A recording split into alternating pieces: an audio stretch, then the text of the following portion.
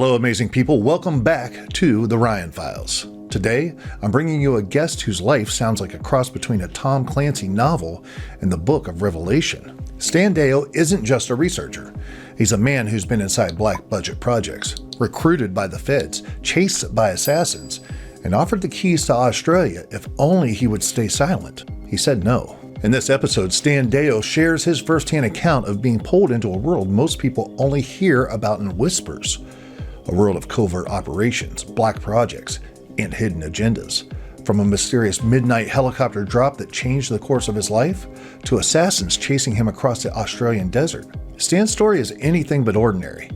His work behind the scenes on exotic propulsion systems and global control technologies raises even bigger questions, especially when those systems start to mirror ancient biblical warnings. And at the center of it all, a deception so convincing, he believes it could fool the entire world. So buckle up. This one's going to hit hard, and I'm honored to bring it to you. Let's get into it.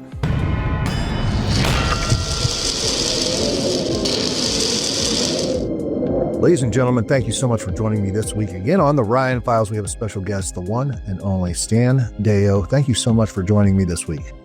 Hey, thank you for having me. Appreciate the company and to be able to talk about life, death, and the universe. There's a little bit to talk about there. Just somewhere in between there, we might find a subject, right? Right. You know, I'll have to think about that. Yeah, okay. Stan, you're well-traveled. You're well-researched. You've had so much experience. Things that have happened, starting all the way back and, working on black budget projects with propulsion and all that. Just there's so many things I want to talk with you about, but maybe just for the sake of giving us a background, you can start out, just kind of give us a background of who Stan Deyo is, what you've done, what you've seen, where you started out. Well, is that broad enough for you? I mean, yeah, it is. On my website, standeyo.com, down at the bottom is my bio, which is more detail than I'm going to give you here, but it's just long. I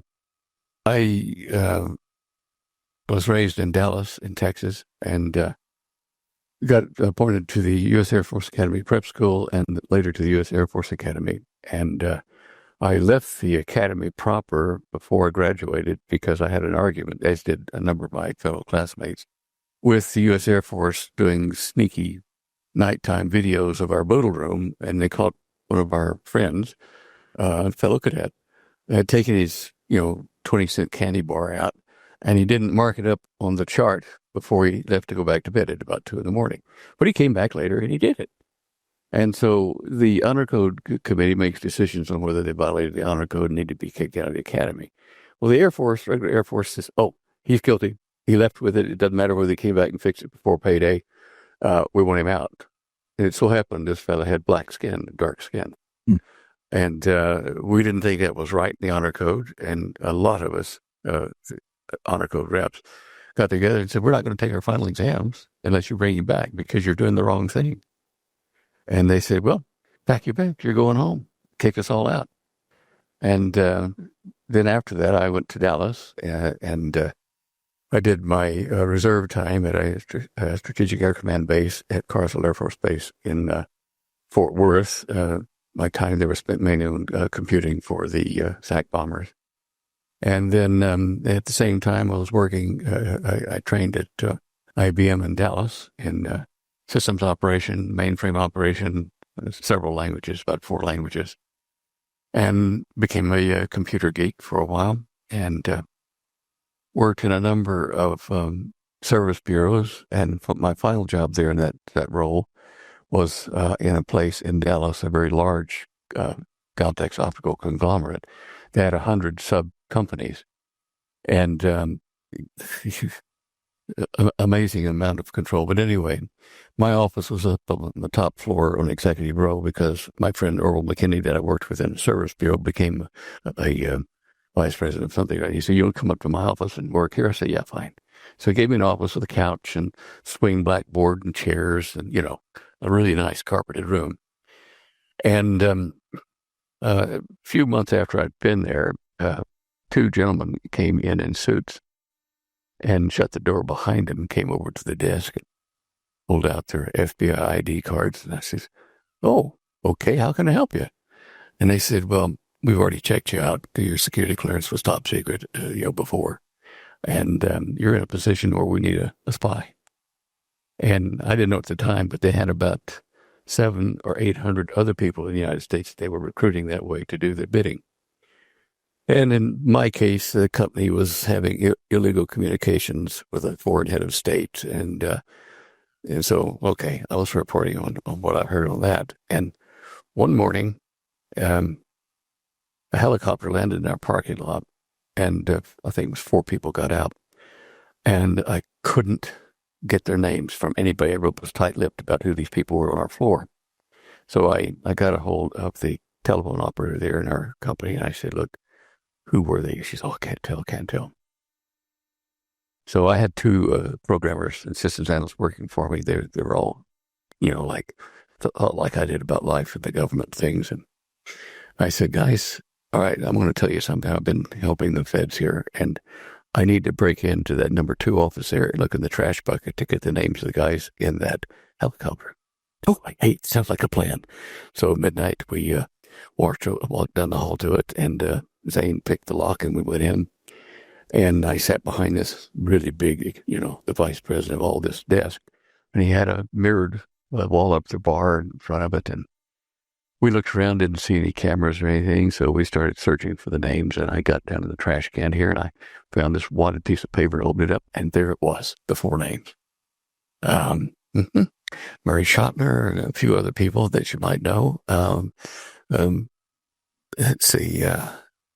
Oh, you wouldn't know him. He was Haldeman's friend. But anyway, one of the guys happened to be Bob Hania, who was the Washington area director of the FBI. And so I took these names down and put that thing in my pocket. And just as I was sitting there, the mirrored bar opened up and we were on camera. It was all hidden behind the glass. Oh, and we were busted, see? So, okay, I knew my time was limited. Anyway, we closed up the office and I went home. And the next morning early, I called my agent over at the FBI. I said, look, guys, I need to talk to him. And they said, oh, look, he's not in right now. He and Lonnie are out on another assignment. Can I take a message? And so I thought, well, okay, the secretary of the FBI, you can give him a message. He said, tell my agent, I've got 4 names for him that arrived on the parking lot today. So I gave her the names. Okay, I'll tell him. That evening, I was at home. I didn't hear from him all day. And a doorbell rang, at the house, and it was nighttime. I opened it up. There was nobody there. And I thought, well, that's odd. Hello, hello. And I hear this little voice back around the corner in the bushes of a house. It says, get out here and turn off the light. Oh, okay. And it was my control agent. I said, oh, what are you doing here? And he says, you stupid SOB. He says, you let the cat out of the bag. I did. The names you gave us, the Washington area director, should not be here without telling us. He's on the side. It's against J. Edgar Hoover. We're having a war in the FBI and it's divided. And you let them know that we know they're here. Well, geez, I'm sorry, I didn't know about it. You're going to be sorry, he said, because your lifespan is going to be a lot shorter. And said, come into the office tomorrow, we're going to talk to you. And so, okay, Bill. And he and Lonnie met me there, and they started figuring out places they could send me, other countries that didn't have extradition to be extradited back to be killed. And, I said, well, I don't know. I guess English-speaking country, something like that. They looked around and thought, well, we'll get back to you. We'll make some checks with legal about what we can do to see if we have a liat down there. I said, okay. And went back, and I still had my office there for a couple of days, and I was told to go by one of our other company executives. He met me down in the lunchroom, and we talked about what I was doing in my private research, and I did happen to mention anti-gravity stuff. And he set up an appointment with me with his friend, Dr. J.R. Maxfield, over on Lemon Avenue. Okay, so I'm shortening this story considerably, but I went over to Dr. Maxfield's office, and just him and his secretary and his X-ray research facility at the back. He's a big, tall Texan with boots and cigars and, a lab coat. And he says, hi, boy, I'm, J.R. Maxfield. I said, I'm Stan. He said, oh, I know who you are. Come on into the office. go into his office, and as we're walking in, I'm looking up on the wall, these degrees, PhDs, with a picture of him and Dr. Edward Teller in a submarine crossing into the pole, and I'm thinking, ooh, I'm in the presence of greatness here, And who was one of his patients there, a friend too, the German scientist that was the head of NASA, Werner von Braun. Yeah. He had lung cancer, and so he was a patient there. Anyway, so he offered me a position with them down in Australia in their anti-gravity research under Dr. Teller, Edward Teller. And I had no idea that they had gone into my lab. I knew someone broke in during the day a few weeks before that. And they said, well, it's in Australia, and we'll pay your way and everything, sell up your house and all your shares and everything else, and we'll book the flight for you, and you're down to Australia now. So I got back a hold of the FBI, and I said, I'm going to Australia, guys. Perfect, they said. Perfect place. So FBI wanted me there. The Teller Group wanted me there, and so I flew down there. And my control agent was Captain Sir John at the time, Williams. He was knighted by the Queen for his help during World War II in recovering sunken gold bullion to finance the war effort.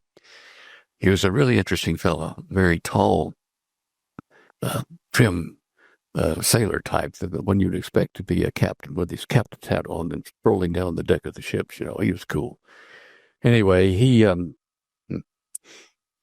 I called him and told him where I was, and he said, well, look, we'll go to lunch at the Australian Club, which is the conservative hangout for the politicians there.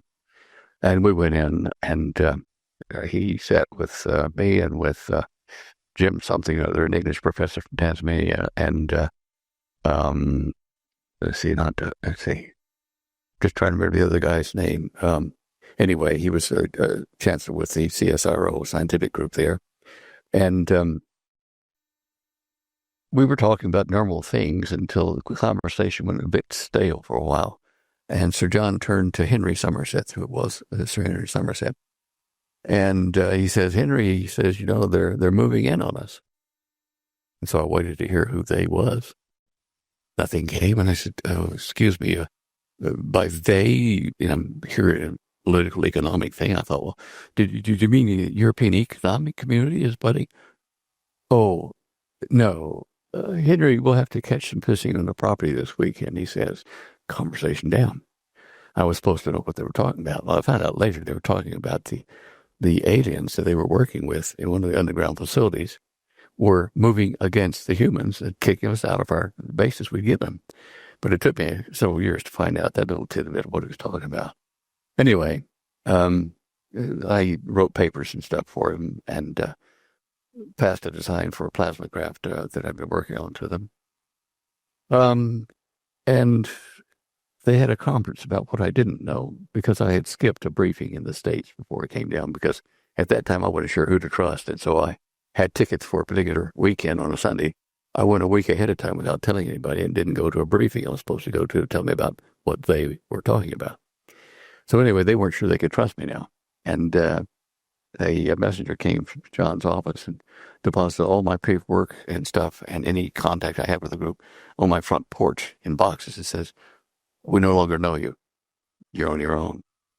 So eventually, because part of that group decided to put me in a mine shaft in a new lab they were going to build for me out in the Ballarat gold fields, several thousand feet down.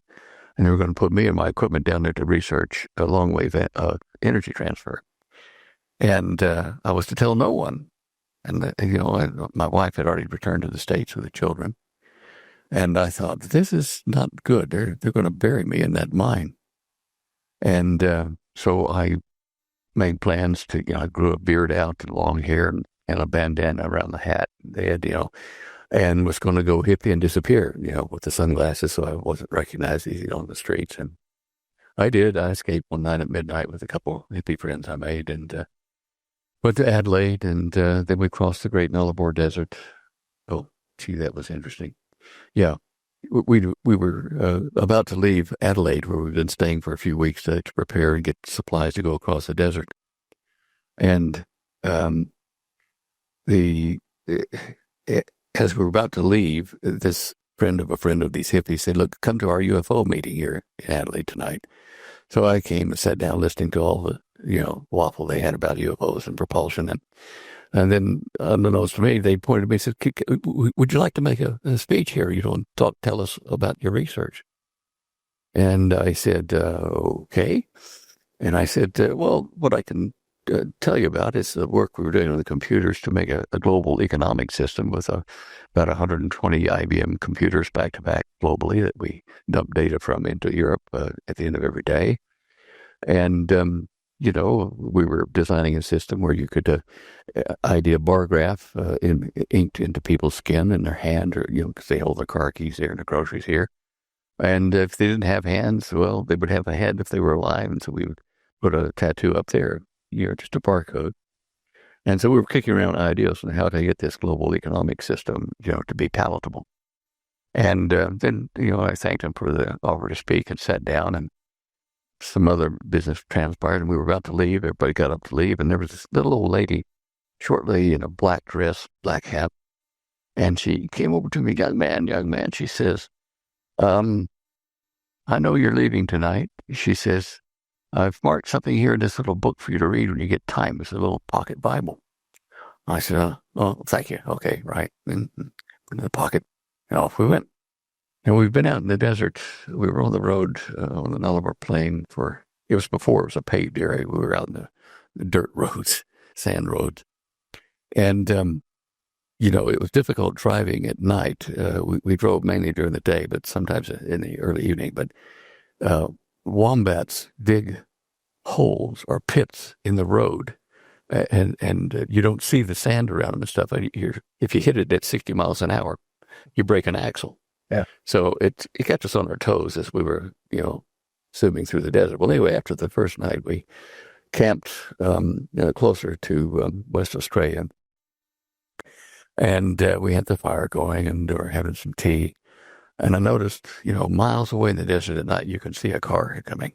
The headlights are just really prominent. So these headlights kept coming and coming and coming. We thought they would pass by our spot and go right over to West Australia, but oh no, they stopped, turned around, and came down and parked right next to our cars. This guy gets out that, believe me, he looks like Odd Job in the James Bond movies, that big guy. Yeah.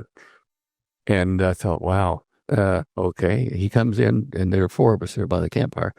He comes around and sits right by me. I mean, he could have, rubbed shoulders with me. And I thought, well, that's unusual. I guess he's friendly. And we talked about light things and various other things with the other people there. And there was a slight lull in the conversation, and he leaned over into my right ear and he says, I know who you are. You're not Noah Davidson. You're Stan Deyo. Yeah. And I've been sent here to kill you. Oh. Now I'm thinking, I can't outfight this guy. He's just too muscular. And he says, but don't worry. I've been watching and talking to you here. He says, they were wrong. You don't need to die. I'm going on to Perth, and I'll tell them I couldn't find you. So good luck. And so I was spared from that. I also found out from a friend of mine back in Melbourne, where I'd come from, that the FBI had sent a man around looking for me, that the KGB had been inquiring about my presence. Everybody wanted me for what I knew about the project. So I went on to Perth. There were a number of things that happened on the trip, miracles actually, that you could say they're coincidence, but it certainly saved my bacon. We got to West Australia, and then I got some part-time work in pool chlorination and installations and things like that. And because when I went to computer companies to get a job, they would check on my passport and find out from the government something. And the one company I went to, who was it? It's a cash PNCR. I went in, interviewed, and they said, well, you got the job, come back tomorrow. So I came back tomorrow, and they said, you've got a nerve. And I said, why? Well, you know what you did. I said, no. Well, we talked to the government office, U.S. government office here, and they said not to hire you. And so I was cut off from all the main type jobs there. And I went into business and into camera shop, into selling computers, and made a business, wrote a book, made a few speeches, sold a lot of books. And that was the beginning of my campaign to expose all of this to the world. But because of what that little lady had showed me in the Bible about the numbering system that was coming, and it would be a global system, I realized that I've been working with the bad guys. And so I made it a point to discuss that and expose the system and why it was being done for a good cause in the beginning, but it was really laying the groundwork for this global economic dictatorship that the Antichrist is going to have. So that was there. And I was basically, I was protected there at West Australia. The government, ASIO, Australian Security Intelligence Agency, assigned me an agent. And the Army supplied me a personal attendant who was armed with a 45 under here to go whenever I was lecturing in the country or various other areas in West Australia. And he would be sure that no one harmed me. And they knew what I'd been involved in. One morning, my ACO agent rang me and said, meet me in the usual place. So I did. And he said, well, we killed a guy this morning that had your file in his hand. I said, what? He said, well, you look at the paper, you'll see that the AHO headquarters here in Perth was broken into. And the man had your file in his hand when we shot him. I said, well, that's sad. You know, I didn't mean to get anybody hurt. But anyway, that was how serious the game was. And then the richest man in WA, from Mount Newman Mining, Lang Hancock, sent his attorneys to see me. And they said, we're going to meet with you in this restaurant in the daytime in an open place, and we'll clear the restaurant, and we want to talk to you. So I went, and they true to their form, it was right in the center of Perth. Everybody was cleared out of the restaurant, and we had this set of tables in a little closed-in part to talk. And their offer was, look, we know that you're on this crusade, but if you will stop, we'll give you Australia. You can rule the country when we take over. And also, in the meantime, we will give you engineers and a research facility up north, whatever you want. But just don't keep pushing this thing about the cover-up. And, well, it didn't take me long to say, no thanks, and walked out. Now, Ed Keller was a friend of Lang Hancock's. In fact, he flew over for Lang's birthday. So it was a very high-level, behind-the-scenes governmental structure. And our research project was not funded by the U.S. government or the Australian government. No. It was funded by industrialists and scientists in other countries. We were a membership of many countries and scientific communities. Dr. Tiller's equal in Russia, who we dealt with, we shared information with, was Dr. Andrei Sakharov, the Nobel Prize winner, who was under house arrest so that he couldn't get out and do what I was doing. This organization was developing technologies based on what we had discovered humans and what the aliens were exchanging with them.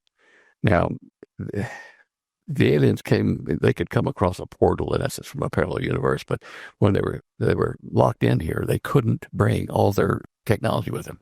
They knew how it worked, but they needed raw materials and a manufacturing equipment, which is what we gave them. We gave them raw materials, we gave them manufacturing facility, we built underground for them in many places, including the South Pole. Antarctica? Yeah, oh yeah.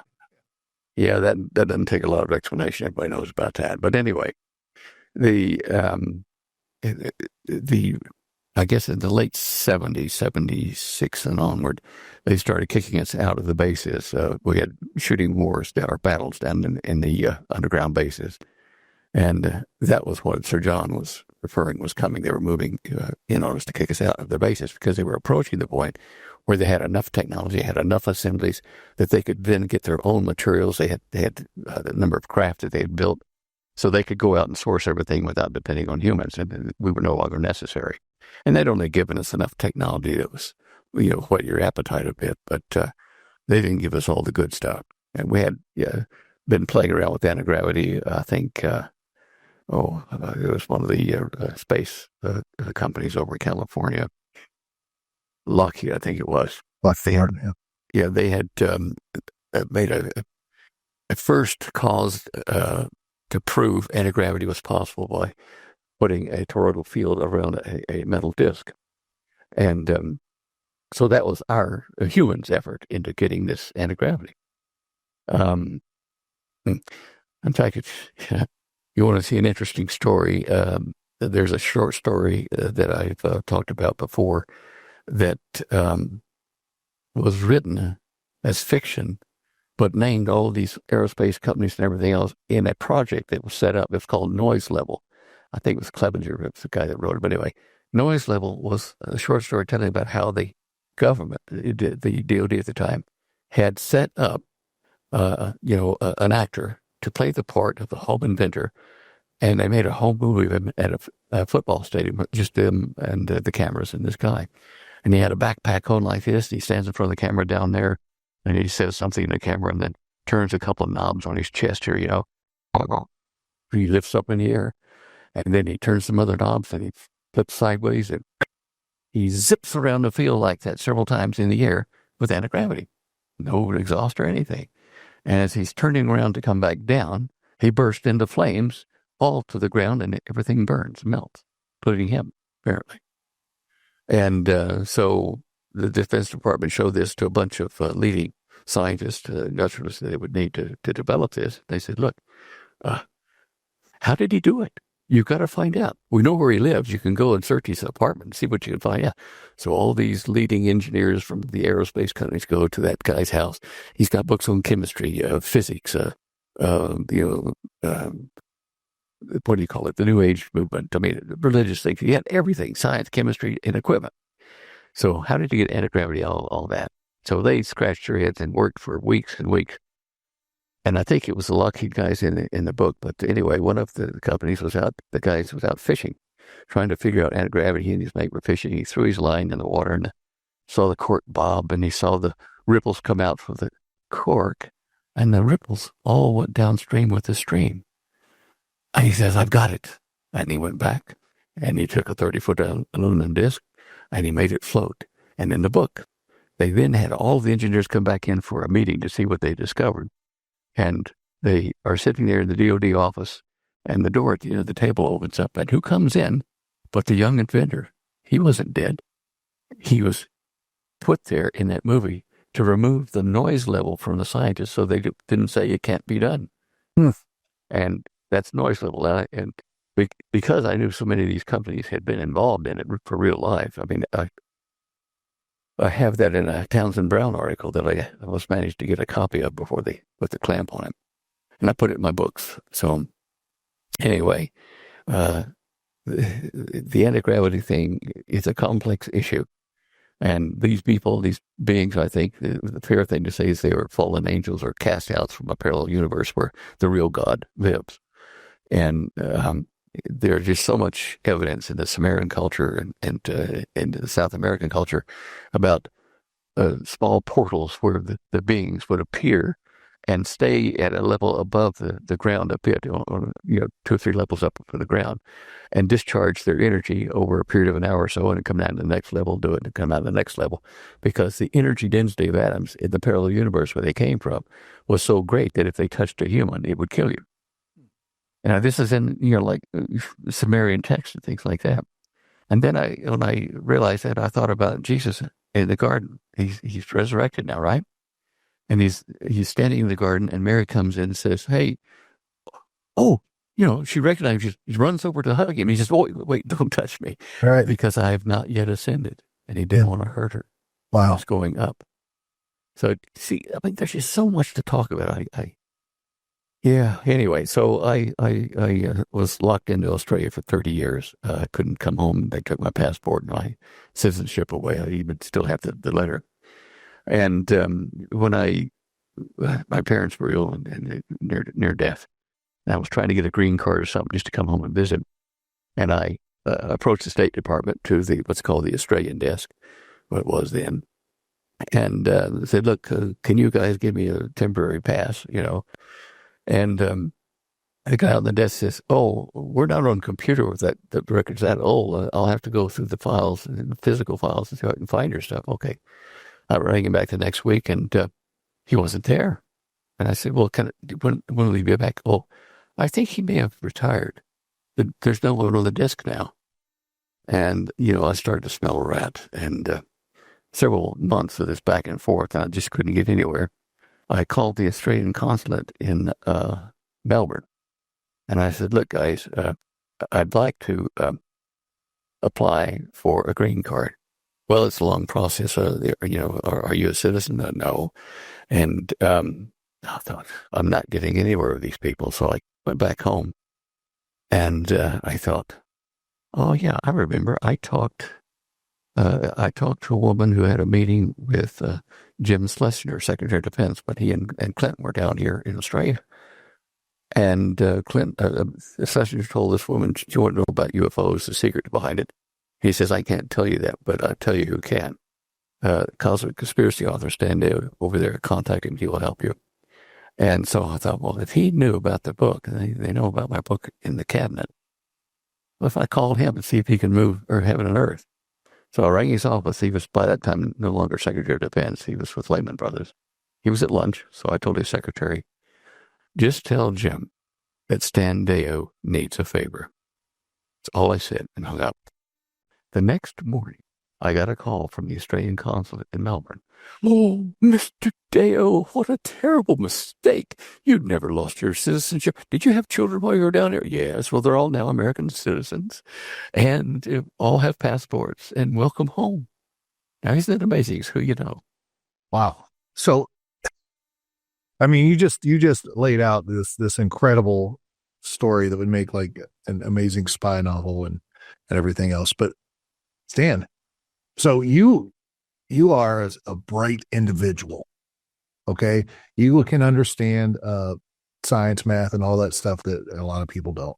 But you, because of that ability and where you got yourself into, kind of almost wrong place at the wrong time or right place at the right time, depending on how you look at it. You got involved in this thing where, behind the scenes with government, in politics and whatnot, which is a dangerous place to be, FBI, CIA, all that stuff, right? You don't want to be there, but you got stuck in it. Then it massively affected your life. It massively impacted you for decades. You end up in Australia. You can't, so much of this is like unbelievable. And as you're working on this stuff, the anti-propulsion, you're learning things that most people don't even fancy as reality. So, you go and you try to explain it, try to talk to people, try to kind of blow the whistle on it, or however you want to frame that. And you're successful doing that. But man, what a crazy story. During this time, I've got to ask a couple questions at least. Like, have you been, you've been to these underground bases? Have you seen them? Have you seen what's going on? The bases. I stayed in Australia the whole time. Okay. And ever run into any of these, whatever you call them, aliens or beings or anything like that? They briefed us on different kinds of them. And after I was out of the organization over in Perth and had written a book, The Cosmic Conspiracy, I was called one afternoon by a couple who had a home or renting it or whatever, just down the hill from where I lived in Kalamunda there. And they wanted to have a chat with me about the project, And I thought, right, whoever this is, they're in the know. So I went down there and they opened the door. It was a blonde woman and her husband, trim build, relatively handsome looking people. But I got into the living room and they shut the door. And as sure as I sit here, suddenly I had the creepy feeling I was the canary in a cage and the door was open and they were the cat. It was a weird feeling.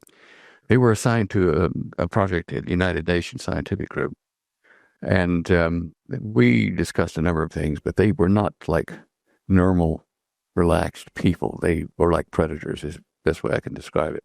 And I think they could have been. But other than that, to my knowledge, I never met any others.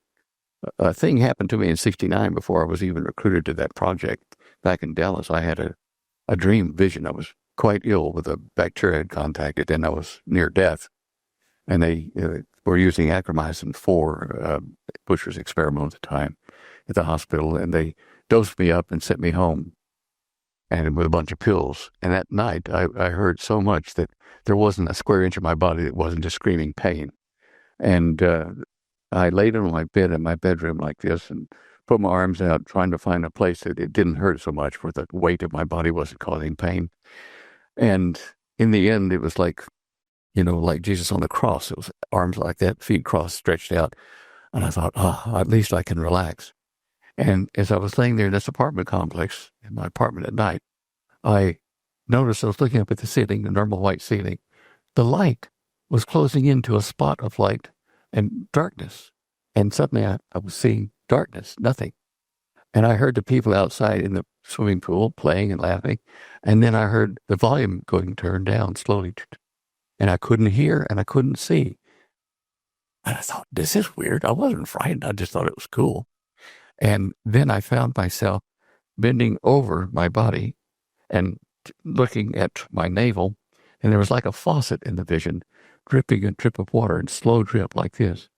And I followed it down to where it hit my navel. And suddenly I bounced out through the roof and ceiling out into deep space, which was smooth like velvet. It was wonderful.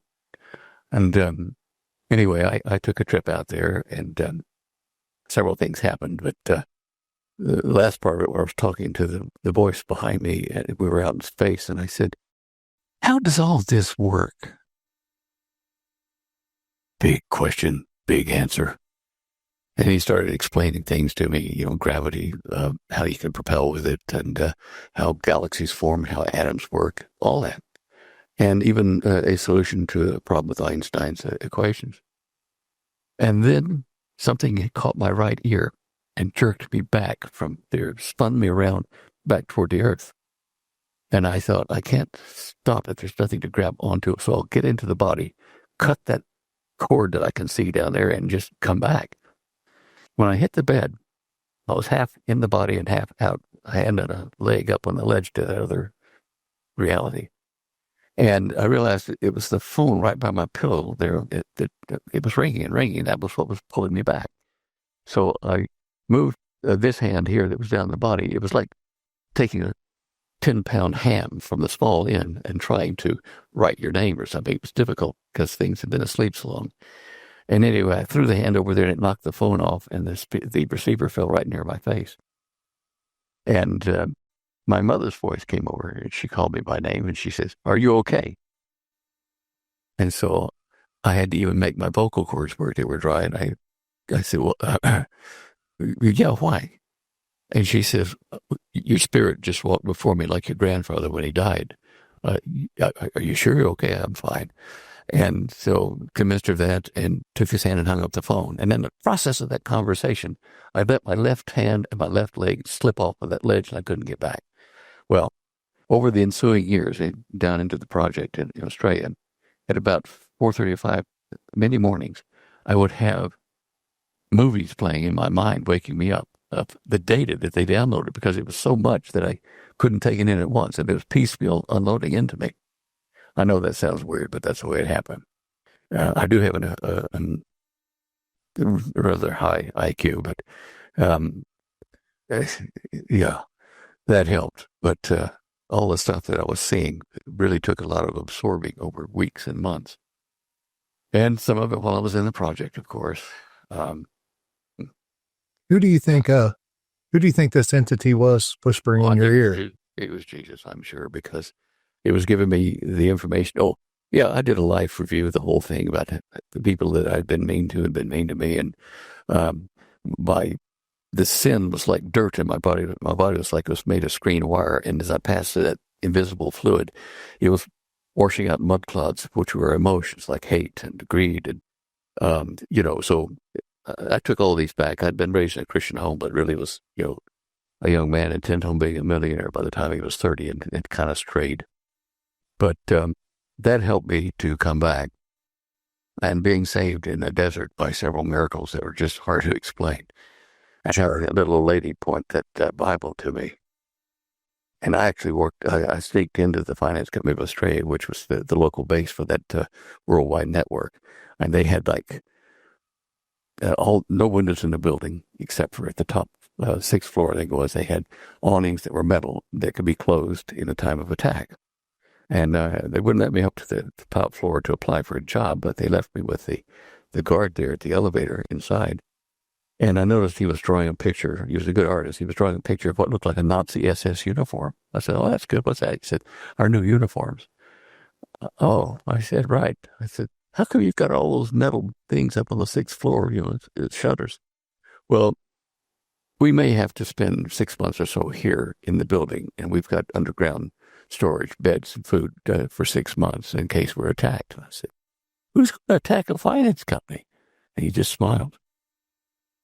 Anyway, that was one of those miracle encounters, that the Lord led me to along the way. And there have been so many of them, so many. Yeah, I'd say so, man. That journey across Australia, across the desert, meeting the guy is like, hey, man, I'm here to kill you. That's incredible. I mean, you talk about it with such, peace and the clarity now, but I mean, I would think that I would have to really freak out in the moment, right? Well, what I left out on that was that first night where we hadn't gone to the camp yet. The first night we were just parked, and I was, in front of the headlights of my car to read that small Bible thing that lady gave me. And I realized I'd been helping the bad guys, the Illuminists or whatever you want to call them. And at that point, I turned to the Lord, to Jesus, and I said, hey, we might be meeting pretty soon. Things are pretty grim here.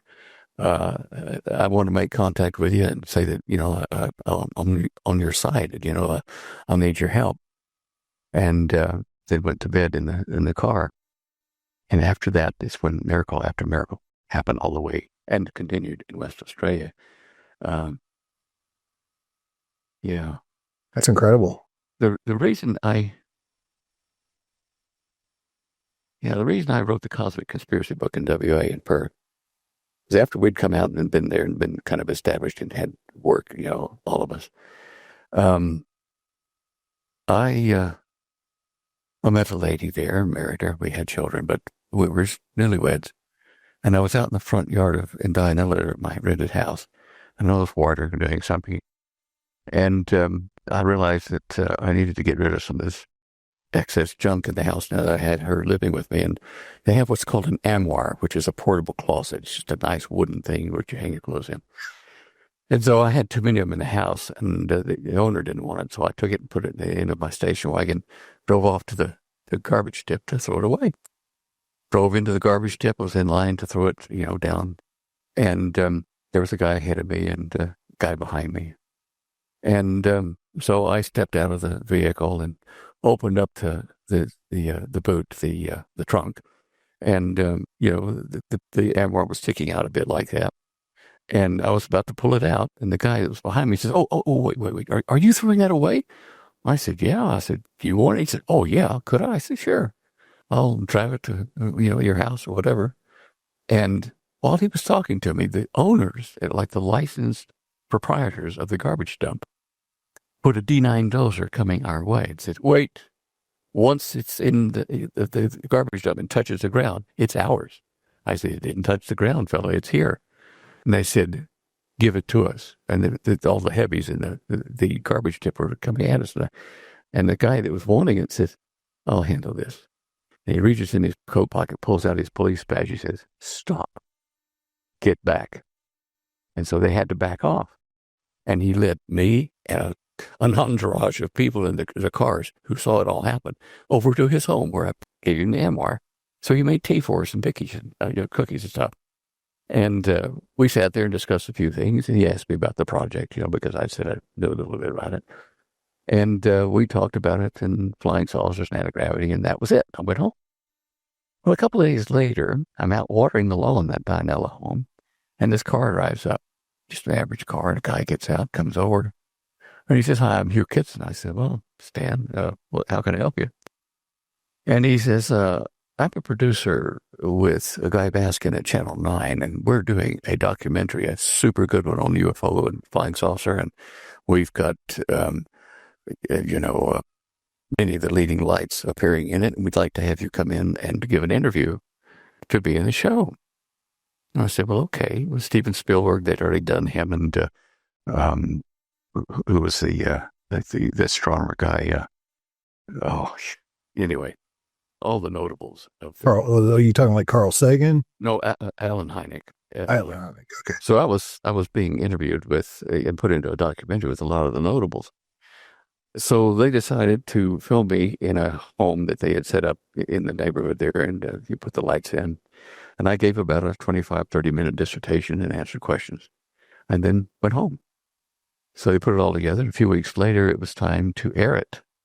And so we were invited to the channel, my wife and I, and we made the highest ranking documentary in many years that night.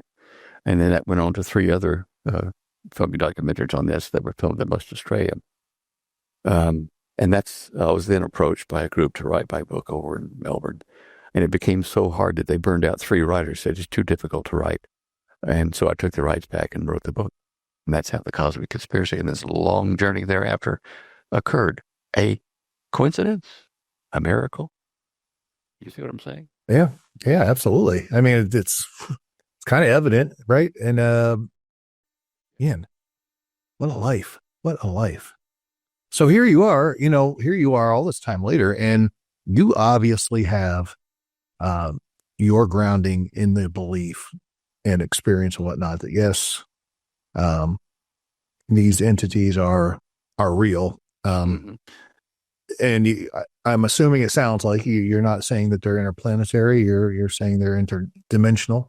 Yes. And that's the best way to say it.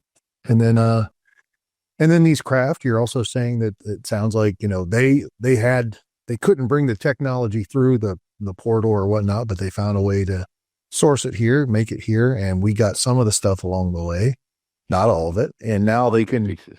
Yep. And now they can kind of got their own supply chain and everything, and they can do it. And so it sounds to me, based upon what you're saying, is that they need, or they use these craft for transportation. They're not, flying around with wings or, or anything like that. There's so much to say on that subject. Have you ever noticed that the reports of these UFOs, if they fly in straight lines, stop and go off at an angle like that, they don't gradually go anywhere? Do you know why that is? What? If you're doing a turn at 20,000 miles an hour in your craft, it's going to fold up into a little package. If you hit it, you'll die. Right. But yet, we see they come to an end of this path, there's a bright flash, and then they're off in another direction. Straight lines. Because when you energize the vortex of the field, of a gravity field, it's just like a vortex that surrounds your craft and goes through all the atoms of you and the craft. When you do that, the atoms in your body spin up, and you are living, according to our time, you're experiencing life maybe 50 to 60 times faster than us. If you look out the window, if that were the case, at humans while you're in that turn or getting ready for it, everybody here would be in slow motion while you're aging very rapidly in that field. But why? Because you're experiencing, let's say, 60 times the time it takes to turn that corner there. And so when you do a G-force turn of like 40, 50, 60 Gs, you amortize it over a longer period of time so that you have average 1 G turn while you play cards, drink tea, and whatever, waiting to get around that corner. So it's not like the dishes shift when you turn the corner. It's like, hey, guys, we're going to turn the corner and break out the cards and, energize the field. You're living normally to yourself, but to people down here, it's like you're living in the blink of an eye. You turn the corner and you go on. And that's one of the reasons they have this stunted or stilted travel path, because you can't, gradually turn like that, because it'll screw up the amortization. It won't be level with the G-forces. You'll hurt yourself. Yeah, our guys, when they built some of our first test models that were like the Adamski-looking saucers, they started out from Nevada and headed toward Florida in a test flight. And they had timed it, and they had, clocks on board the ship and everything. And they timed it, okay, we'll go this long and turn it off. And they overshot the mark a lot. And they said, it affects our clocks. They don't work right in here. They're not on Earth time. They're on the field time. Oh. As I say, so many things. Fascinating. That's fascinating. So this is obviously, you live in a different paradigm than most people. You probably see things going on in the world today much differently based upon things that things that you've experienced. There has to be a moment, I believe, and maybe I'm just being naive, but I think there has to be a moment where we have this actual disclosure, not soft disclosure like we're going through right now, but it feels like there's going to be a moment in time, the big reveal. Here it is. Yeah. Do you see that? Oh, How do you think of that? remember in the Bible where Jesus is talking, he says that there's going to be deceivers coming, but they will put a strong delusion on the earth, and it will fool many, even the very elite, if such were possible. Now, the elite will be gone in the rapture by that time, so the delusion or the fake situation is going to mimic what Jesus has said, but it's going to be the fallen ones performing an act. First of all, they obviously they've been appearing over the generations, but even more so now we've got cameras and things. And what they're going to do is they're going to appear and make full disclosure at a moment when the people of Earth, not the governments, the people of Earth are frightened to death of dying in a nuclear war or biological attack or whatever. And no matter what religion you are, you want to live. And so they'll come in and say, look, we're going to get rid of these bad fallen ones, the Greys and all that kind of stuff that are here hurting you and kidnapping you and stuff. And so we'll get rid of them. We'll get rid of these Earth people, the Illuminati, who've been oppressing you. And we'll give you a model for a new world government that works in our place. Jesus was one of us. He was one of our brothers. We even have films of the crucifixion, and people are going to go, wow. Okay, we don't have to die by a nuclear war. We don't have to die by all these diseases, medicines coming our way. Well, who's going to run the joint? Well, we'll appoint one of you humans to do it. We'll give him the information technology he needs to do it. And we're the good guys, and they're going to be the bad guys. And they will fulfill the prophecy, but not in a good way. They will be the bad guys. Yeah, and it's just it's reversed, and then at the very end they're going to say, "Listen, there's another alien race coming for us, so we all got to group together and get ready to go battle this guy." And it's actually the return of Jesus Christ. Yes, and it's going to be the Battle of Armageddon over in the north of Israel, in the Megiddo Valley. Yeah, but isn't that wild? It is, and this is I look back and the good Lord has had His hand on me from the time I was probably in the womb till now. And it given me a mind to analyze and share and investigate these things from a Christian viewpoint to help my brothers and sisters, no matter whether they're Christian or Arab or whatever. The Arabs have in their Quranic legends about the jinn coming and about like an Antichrist type thing. And they've been warned about this, but whether they believe it or not is another thing. So, when I look back on these things that we're talking now, I too look back and think, how did I do all that? And I think of instances where I was influenced physically in something that happened, and then another accident happens, and I went off to investigate that to share with people. And what I tried to do in the main part of my life was to convince people who are scientists and disbelievers that, hey, the Bible is not a myth. I can prove facts from it, and I'll be an apologist in that and say, if this happened, if there was a Garden of Eden, if there was a fallen race that was here, or 200 angels that came down from Mount Hermon, these things are correct. If there was a great flood, what caused it? Where was it? Why? And so I answered all these questions in time. And the situation with the Garden of Eden, I used Genesis account in Hebrew, and I backtracked the clues about the 4 rivers that came out of the Garden of Eden, and I did manage to track it using Google Earth all the way back up the Great East African Rift from the Danakil Plains up into Tanzania to the Ngoro Plateau, which was 10,000 foot altitude, and it had a collapsed volcano at the southern end, the western end of it, I think it was, which was 100 square miles, and that was the Garden of Eden that was watered by water that came up through an area that I visited, still making the water, but not like it was at that time, because I found evidence of some 40 to 45 volcanoes underground there that had heated the water from Lake Victoria that was seeping in under that plateau and made a 20-acre mouth to a spring that was a hot spring and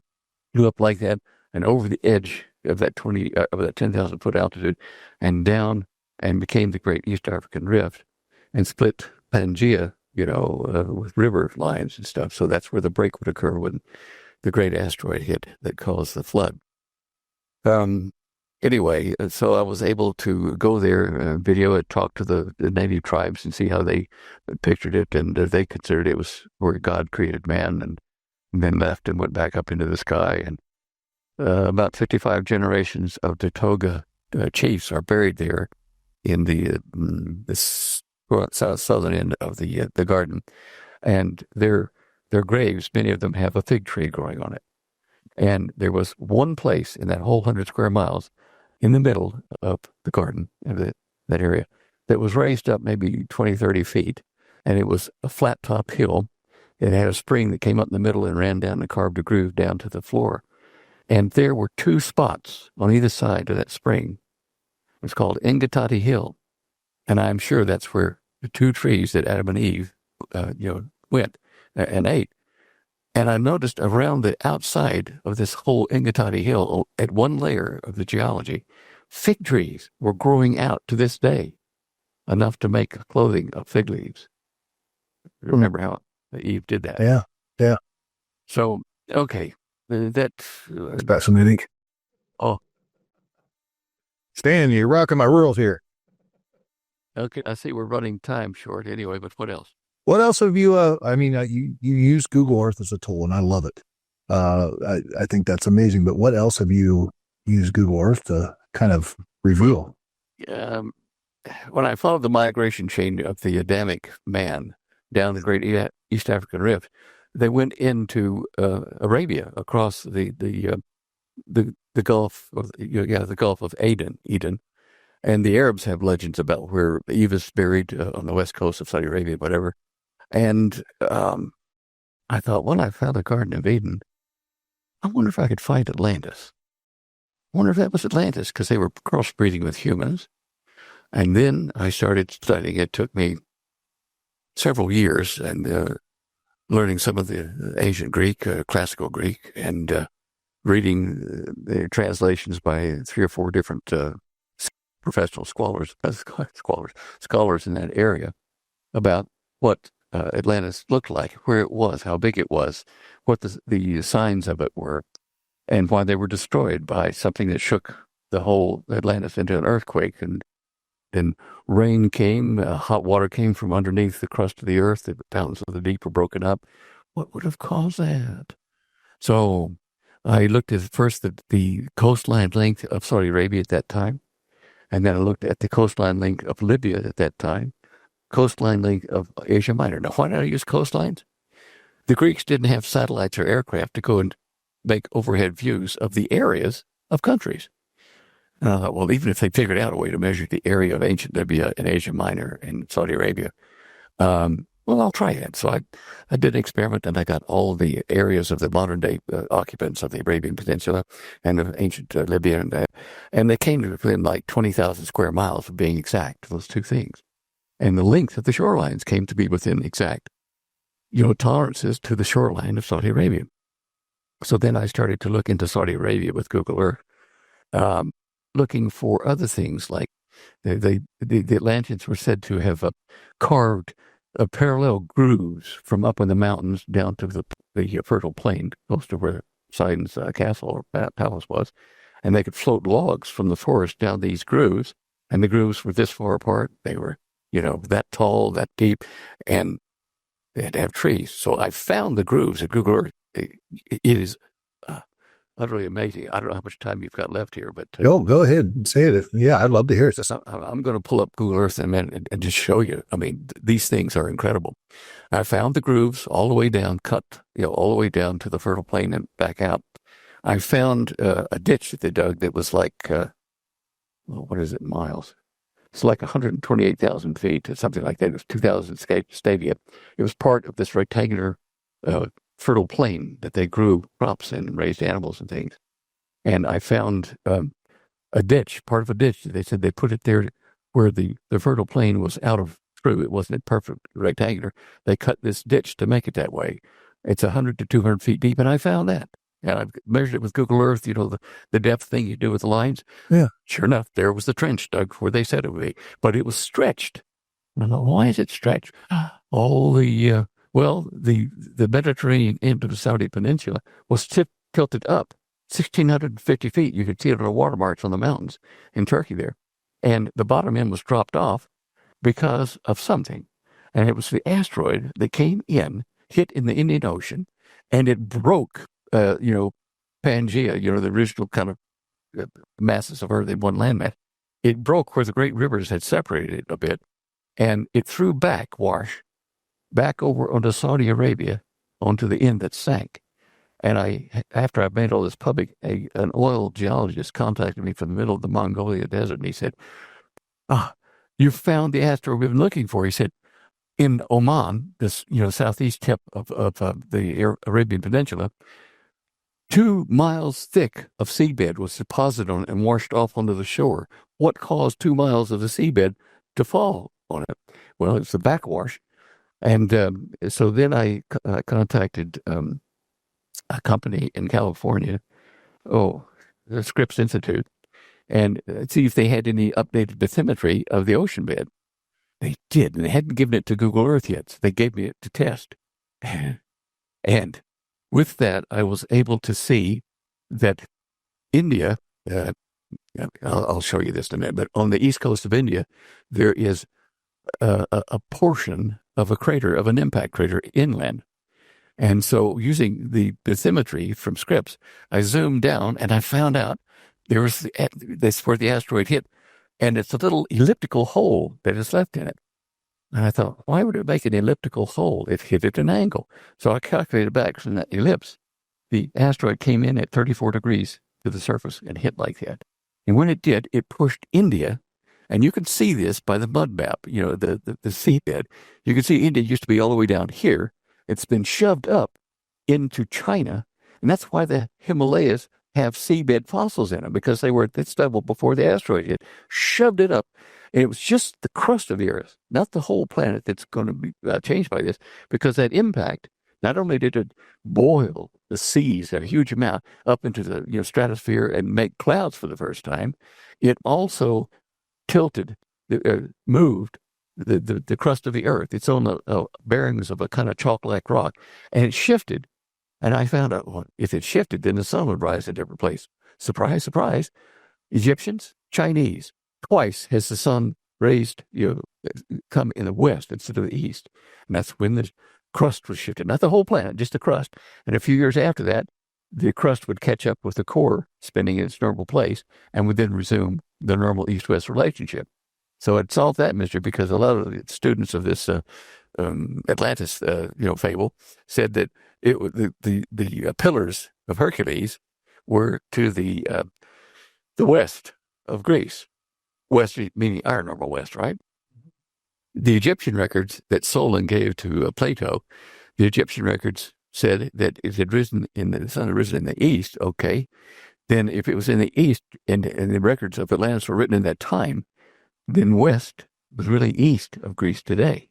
So I looked over there, and boy, it all fell into place. It hit, Australia. It hit Saudi Arabia, and it took me years of going back and forth about finding all the various pieces. But one of them was the Pillars of Hercules.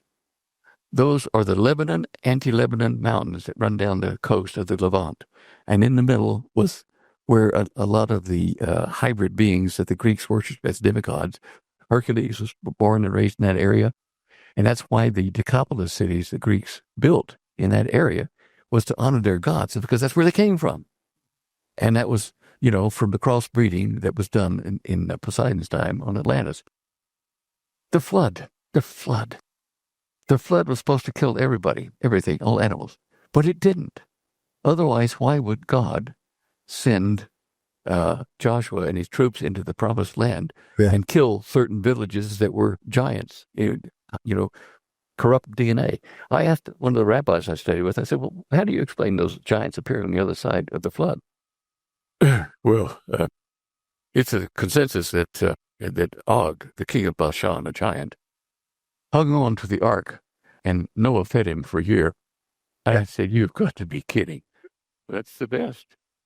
You hear the second incursion. You hear through the wives of Ham, Shem, and Japheth, that they could have had the Nephilim Bad blood in DNA. it. Yeah. It's fascinating. But somehow or another, yeah, you're right. The Decapolis cities in Greek, you would say that means 10. Decapolis, 10 cities, but it's not plural. Decapolis is one. And why did they name it 10 city? It's because the 10 sons of Poseidon settled in that area, and those were the cities of the 10 kings.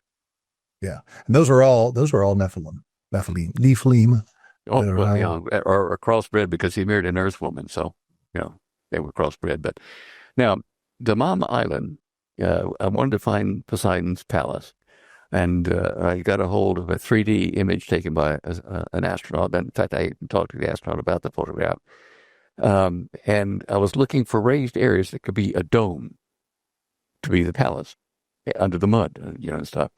And there's only one place in that whole portion of the Middle East and up into Europe and everything. One portion from orbit stood out as a pimple with a ring around it. And that was Damam Island. And so then I got a hold of some geology reports of the dome at Damam Island, or Damam, no longer an island, but Damam, the city.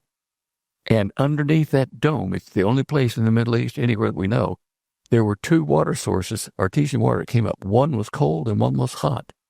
Poseidon was a god, they said, and he could make hot and cold water come up into his palace. And the ring around it measures the dimensions that Plato gave for the concentric rings of land and water that surrounded the palace.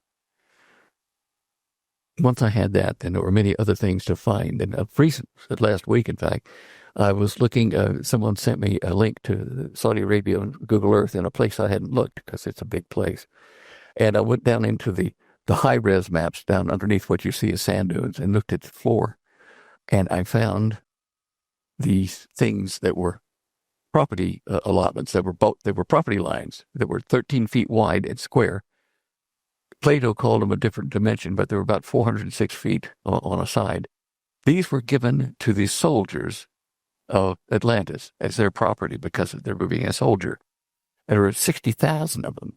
60,000 of them, and they were carved into that floor of Saudi Arabia. And I defy you to make that kind of a straight groove with any of the stuff we've got now in the floor, underneath the sand. Anyway, we can look at that, but That's fascinating. It is, and there's so many things. I think I've lived Atlantis too long, but let me see if I can pull up the Google Earth and share some of this. Hey, folks, quick heads up. Right here is where Stan takes us on a 40-minute deep dive on Google Earth, showing impact zones, ancient land masses, tectonic shifts, what he believes may be the real Garden of Eden, Atlantis, so many things. But because this is a highly visual segment, we've made the full walkthrough available exclusively to agents of the Ryan Files over on Patreon. If you want access to this deep dive and support the mission of keeping these conversations uncensored, head over to patreon.com/The Ryan Files and become an agent today. We can't wait to have you. Now let's get back to Stan Deyo. Interesting. Wow. Man, Stan. What? Oh, you're awesome, brother. Well, I give you something to do in your spare time now, right? Oh, I have a lot of that. No, but this is amazing. This is amazing. I think I want to go and kind of. It's so funny because when I start talking about this stuff, man, it just one thing goes to another, goes to another. It's all interconnected in some way, shape, or form. But I find it fascinating that you actually have a little bit of knowledge about this stuff, these underground bases, and that to me, you hear, that you're talking about the fights, the firefights. What's going on as they were taking the bases back. That's fascinating because it kind of indicates that can these, interdimensional beings, I mean, if they're here, can they be killed? Yes. Yeah. Yes. Yeah. Their souls may not go to, nice places, but they'll go down to the parallel world beneath us in energy. Yeah. Down to home deep. Let's see here. That's fascinating. And then you figure, and to be here, they're going down that level, like you said, the different levels of energy to be able to be interacting with us. So that might be part of the reason why that they can be killed in that way. Yeah, maybe. Did I mention some studies I've done on possible antichrists? No, you haven't. Okay, I'm going to share my show images screen with you again here. Where are you? You're here. This is going back to Saudi Arabia and Atlantis. There's a new prince of Atlantis. Okay. Yeah. Here we are. Now, this is a show images page. Go down to slide 13. Who is the Antichrist? The Assyrian Solomon. Now, the clues in Revelation talk about the number of the beast and the number of man, right? Mm-hmm. Here we see it here in 13:18. Now, I took a different tack and tried to translate that because I know the Bible has translation for the prophecies within it. So I thought, okay, 666. Where does that appear in the entire Bible? It appears when talking about King Solomon and the amount of gold tribute he received every year, 666 talents. Now, Solomon was wise. Solomon was rich and powerful. Digging into these legends in the Arab things, Solomon is not what the Hebrews named him. They named him Shlomo, and then the prophets changed it to Jedediah. He was not called Solomon. They do it in English, but that's from the Arabic things, honoring a great and powerful chieftain in the ancient days, Shalmaneser, the Great, the first. He is rumored to have had a box that he carried with him to carry fire before him to meet his enemies and destroy them. Now, somehow that is confused, I think, with the Moses and the Exodus. But Salman, Soleimani are all derivatives in the Middle East of Solomon, of Shalmaneser. So I think the Antichrist is going to have a name that is a derivative of Solomon, and not only that it will be a rich person and apparently a very wise person who can bring peace in the nations. Right now, going back over here to slide 13, clicking on that, I start analyzing these people as possible contenders for that. And let's see, is that the yeah? I had Obama at one time. He doesn't count anymore. General Qasem Soleimani of Iran, he was killed. But if they bring him back with some miracle of genetics or whatever, he would be an antichrist that was dead, but now it's alive, and everybody's impressed with that. Erdogan of Turkey, he is a possible candidate. And then Bashar al-Assad, who, of course, the Russians have taken out of Syria, but they might put him back in. I don't know that our Pope is going to be in such good shape to do anything to help us. But these, and this is a deputy behind. Erdogan. Erdogan, yeah. And these two here have formed a financial alliance in the Middle East and a philosophical one. Jared Kushner, Trump's son-in-law, has gone into business with Mohammed bin Salman. And Salman gave him $2 billion to put into an investment fund over here to go through the Middle East, making business plans with various, about 40 Arab nations, saying, look, we'll help you solve your problems and get rid of your enemies or challenges in this business plan and make it so that you're a very solid state without terrorists or any other problems. And so if you sign us with the Abraham Accord, we'll put this business plan into play and run it for you. And so MBS is pushing for the 40 nations that he's got into an association, an Arab alliance, to sign the agreement, the peace agreement, the Abraham Accords, with the House of Israel. Now, Daniel in the prophecy says the Antichrist at this time, he will be the prince who signs the covenant between Israel and the many. This prince will only be a prince for just a short while because his daddy is ill in the hospital and may die. So, and they're pushing with the United States, and Jared's along behind that, pushing for a Middle East settlement. And we have White House representatives right now over with Salman discussing the terms of how they can solve the Gaza conflict and bring peace between Israel and the Arab nations. They're not going to be able to do it, but they're going to do it short time. We know that because the Arabs absolutely hate the Jews and they hate America. Uh, yeah. Anyhow, this is exciting Fascinating. to watch. Fascinating. Yep. Yeah, I kind of keep my ear to the ground on that stuff over there. And yeah, I've kind of been down this road too before, so that's yeah. It's possible. Interesting thing about Kushner, his family immigrated from Europe. Their family name is Berkowitz. They changed it to Kushner, Kush, like Kush. It's a very interesting choice of name because that was the country around which one of the rivers of Eden flowed around. But I traced back his family migration. They were furriers. Traced them back into Iran, and I lose them there because between there and Israel is a Arabian desert type thing. But I'm wondering if he's not a descendant of the tribe of Dan as well. Interesting.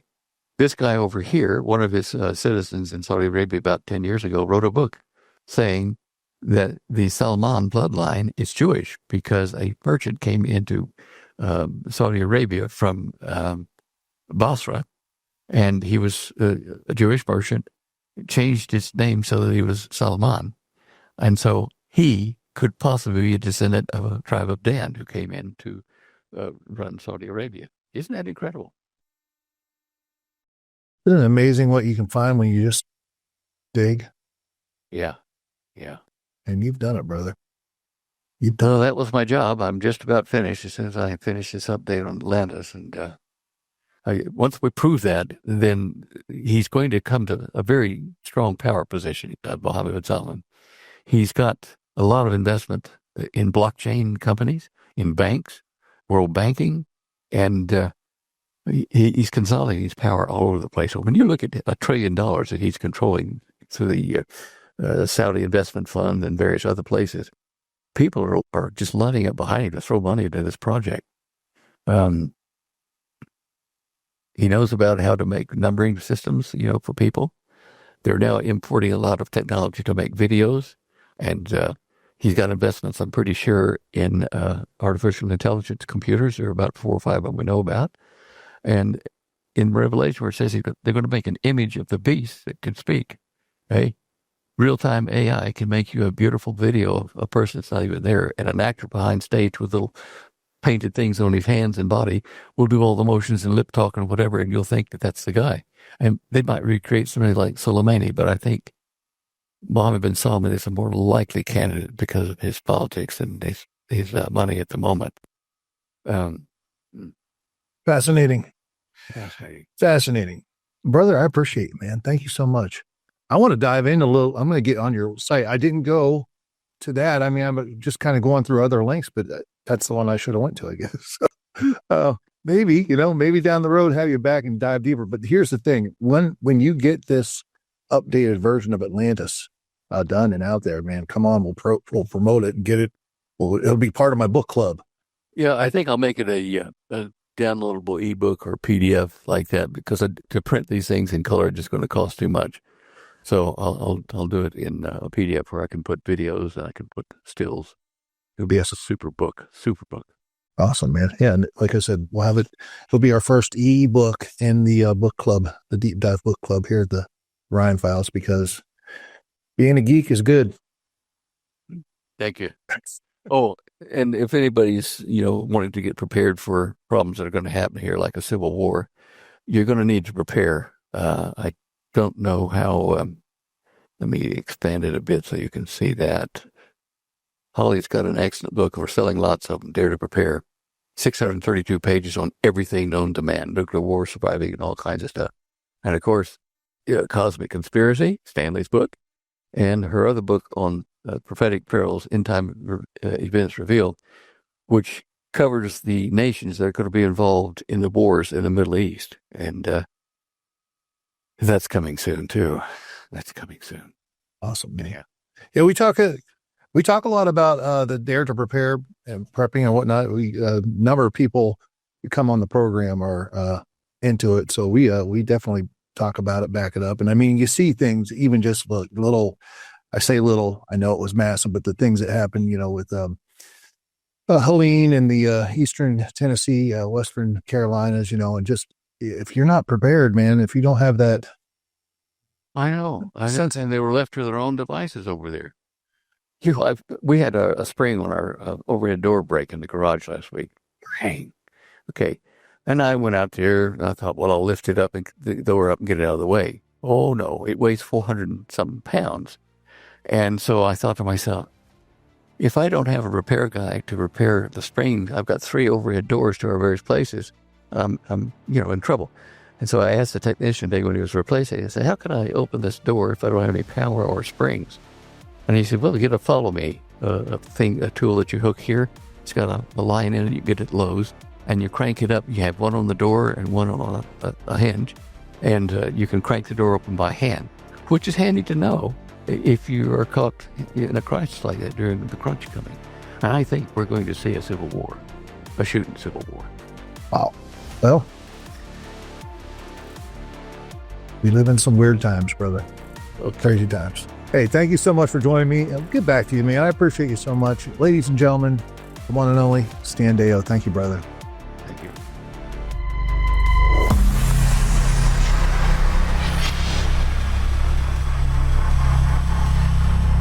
Thank you for watching this powerful episode of The Ryan Files with Stan Deyo. Listen, this episode wasn't entertainment. It was a warning. What Stan laid out today confirms what so many of us have suspected, that there's a hidden hand shaping global events, and the deception ahead may be far greater than most of us are prepared for. If this episode challenged you, moved you, or confirmed what you've already been thinking, here's how you can keep this mission alive. Smash that like button, share this video with someone who needs to hear it, and of course, make sure you're subscribed, because we're just getting started. A huge thank you to our supporters and agents of the Ryan Files over on Patreon. You're the fuel that keeps this mission running. And remember, if you want to go even deeper in today's conversation, we've made Stan's entire 40-minute Google Earth breakdown available exclusively for agents of the Ryan Files. You can unlock that by becoming an agent today at patreon.com/the Ryan Files. The link is down below. And one last thing before we go. If what Stan shared about collapse, civil war, and control grids has you thinking twice, don't just sit on that. Get prepared. I've partnered with My Patriot Supply, America's largest emergency food provider. Long shelf life, real food, real peace of mind.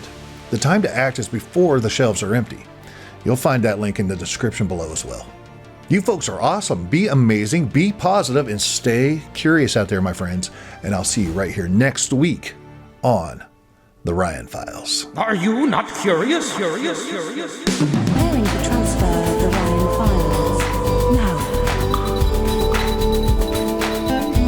I present to you, with great intrigue and wonder, the Ryan Files.